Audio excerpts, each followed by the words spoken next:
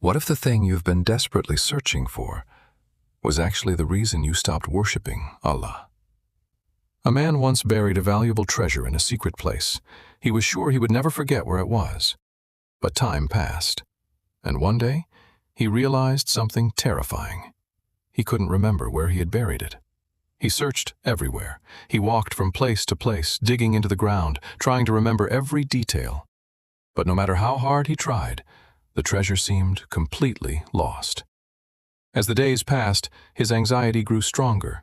Finally, he decided to seek advice from one of the greatest scholars of Islam, Imam Shafi'i. The man explained his problem and said, "I buried something valuable, but now I can't remember where it is." Imam Shafi'i listened carefully. Then he gave him a surprising answer. He said, "Tonight, spend the night in prayer."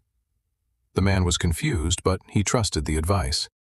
That night, he stood before Allah and began to pray. Slowly, his heart became calm. His worries started to disappear. The more he prayed, the more focused he became. Then, suddenly, before half the night had even passed, a clear memory flashed into his mind. Instantly, he remembered the exact location of the treasure. He rushed there without delay. He dug into the ground, and there it was, exactly where he had buried it. The next morning, overjoyed, he returned to Imam Shafi'i and told him everything: how he prayed, how the memory suddenly returned, and how he found the treasure. Imam Shafi'i smiled and replied, "I knew this would happen."